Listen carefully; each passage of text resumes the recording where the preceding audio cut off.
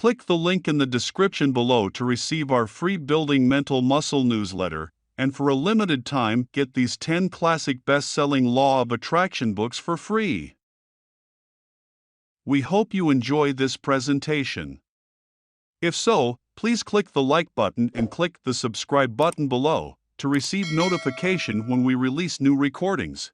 Richard Hargraves presents Faith in God by Neville Goddard. First published, 1968. This audio edition recorded 2023. Digitally narrated using the voice of Jeff Masters for BuildingMentalMuscle.com. Copyright 2023 Iron Power Publishing. All rights reserved. Faith in God by Neville Goddard. In the 11th chapter of the book of Hebrews, faith is described as the assurance of things hoped for, the evidence of things not seen. By faith we understand that the world was created by the Word of God, so things seen are made out of that which does not appear. In the Hebraic world, the rabbi is the father of his congregation. Paul called his followers his little children, saying, "Although you have countless guides in Christ, you do not have many fathers. I became your father in Jesus Christ through the gospel. I urge you then to be imitators of me." Defining Christ as the power and wisdom of God, Paul tells us we have many guides. In fact, there are as many guides to your success as there are people in the world. Ask someone how to get a job and he will say you must know the right people. Another will tell you that you must have an education, and still another that you must join the right club or live on the right side of the street. You will be given as many directives towards your objective as there are people you ask. Although our guides in the operation of this law are countless, as we apply it our creative power will become personalized and take on form, as it did in Paul. And when that happens there is no one to turn to but self.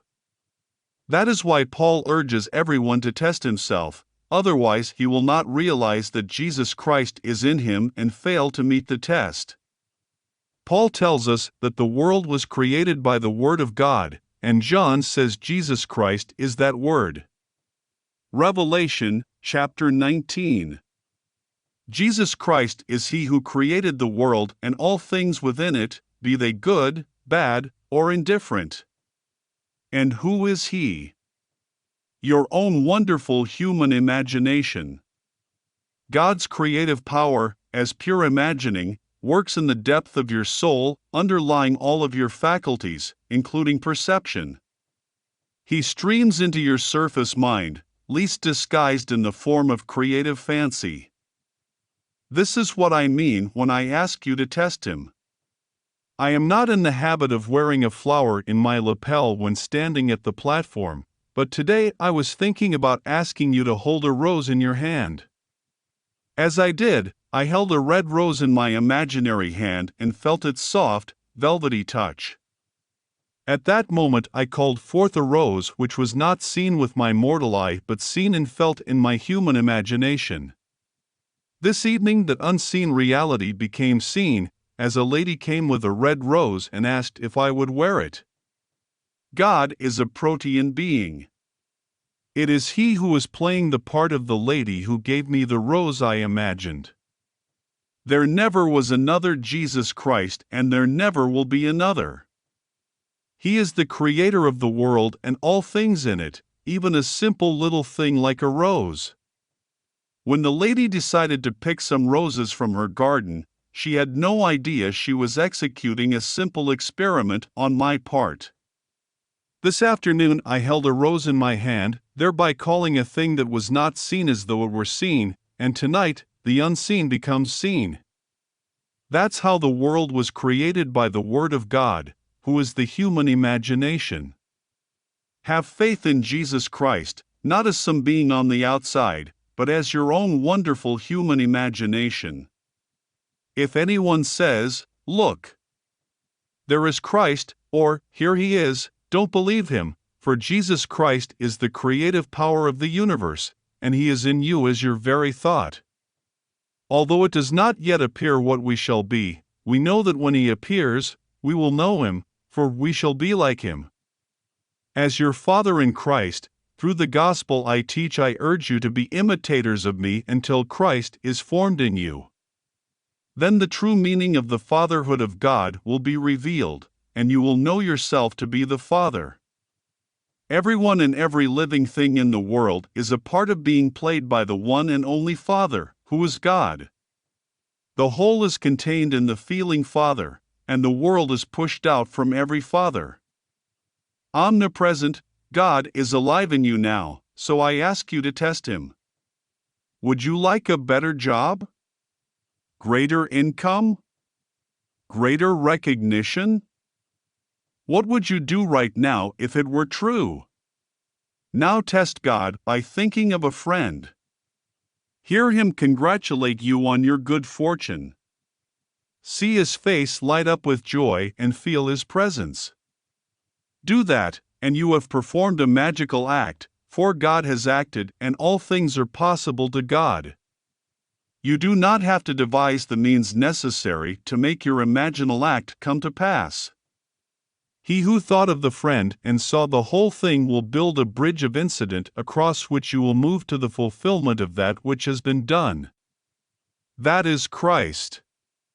Certainly, this lady is not in the habit of bringing me flowers, and I never wear one on this platform, but I couldn't help but when I saw all those lovely roses and heard her say, "I cut these from my garden today. Will you please wear one tonight?" Then she picked out a red one. I had painted that picture vividly in my mind's eye, and she played her part perfectly. So, I ask you to try using your imagination in this most simple way. Now let me share an experience of a daughter and her mother. The daughter wrote, saying, "While in the silence I heard the crying of a child. It was not the cry of a baby, but of the ages. It was a sound I knew would arouse man from his deep sleep and set him free to eternal joy. I have seen and heard many things in heavenly spheres, but nothing compares to the cry of this heavenly child." Her experience reminds me of Blake's words when he spoke of the daughters of Beulah, saying, "They heard the voice of the child and began to awake from sleep." All things heard the voice of the child and began to awake to life.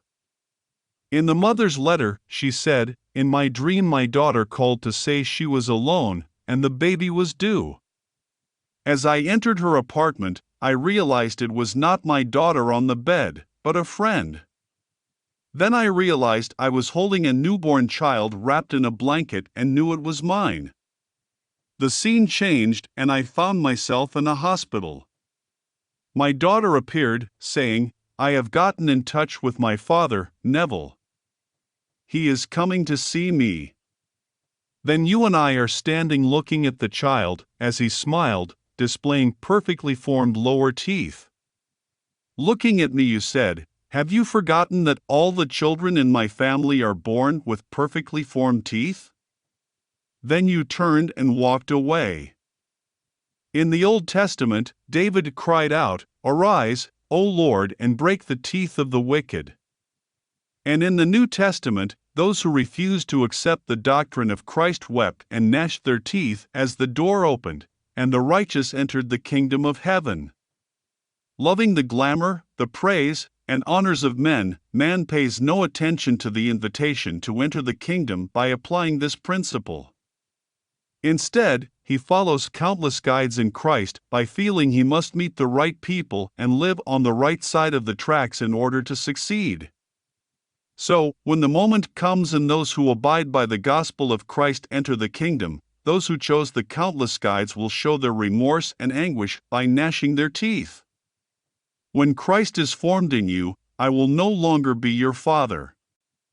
I have introduced you to him and fathered you while your faith is childlike, but when Christ is formed in you, you will know yourself to be the Father. In the world you may think yourself wise in the language of God, but if David does not call you Father in the Spirit, you do not know what you are talking about. You will never know that your human imagination is being formed into the likeness of God the Father until it is revealed in you. When your imagination is completely formed, you are born from above to discover the fatherhood of God. You will see the sacrificial cross that God crucified Himself on split from top to bottom as you ascend into the kingdom of heaven. And the Holy Spirit will descend upon you in bodily form as a dove. On that day God the Father will abide with you, and all you will feel is love. In the meantime, test Jesus Christ, God's creative power in you, as your human imagination. Do you want a better job? More money? Whatever you want to, claim it just as simply as I did the rose. Put on the feeling of possession and wear it as though it were true right now. If it is a better job you want, where would you sit if you had it? How would your mate see you? Sit behind that special desk and let your wife, or husband, see you there. Live as though it were true and have faith in Jesus Christ, the creative power and wisdom of God. People have personified this power and hung little icons on the wall. They cross themselves before these little things made by human hands. But God is like pure imagining in us. He works in the very depths of our soul, underlying all of our faculties, including perception, and streams into our surface mind, least disguised in the form of creative fancy. You can catch God in the act of creating by holding a dozen roses in your arms, smelling them, and feeling their soft, velvety petals. As you fill a lovely crystal vase with water and place the roses in it, observe the stems through the crystal. Look closely and you will even see the water level in the vase. As you do this, God is streaming into your surface mind, least disguised in the form of creative fancy. Imagination is defined as spiritual sensation. Come, let us now sense spiritual things that are not physically present. Right now, I want you to feel a tennis ball, then a baseball, a volleyball, and a golf ball. They all feel different, do they not? If you can discriminate between these different balls, are they not real? If you can touch a tennis ball and spiritually distinguish it from a baseball, it must exist, even though it is unseen by mortal eye. So, you see, you can behold a thing that is not seen by the mortal eye, as though it were, and if you do, your faith in Jesus Christ will cause the unseen to become seen. Jesus Christ is contemporary, not some being who lived 2,000 years ago. God Himself came and comes into human history in the person of Jesus Christ. As your human imagination, He is your very being. If all things are made by Him and you can trace the origin of an event to its imaginal act, you have found Him. All things were made by the human imagination, and without Him was not anything made that was made. If during the day you imagine unlovely things, they are going to happen. The world believes that Jesus Christ is another, but the great Hebrew confession of faith tells us, "Hear, O Israel, the Lord our God, the Lord is one." There is only one Creator. It is the human imagination who kills and makes things alive, wounds and heals. Whether you use or misuse your creative power, the same being will bring it to pass. So, if you desire lovely things, you must imagine lovely thoughts. Your friends are your own lack or limitation made visible. Like Job, pray for your friends and your own fears will be lifted. In Hebrew, the words for faith are amen and emet. In the 3rd chapter of Revelation, God's creative power is called the Amen. These are the words of the Amen, the faithful and true witness. And in the 1st chapter of 2 Corinthians, we are told that all the promises of God find their fulfillment in the Amen.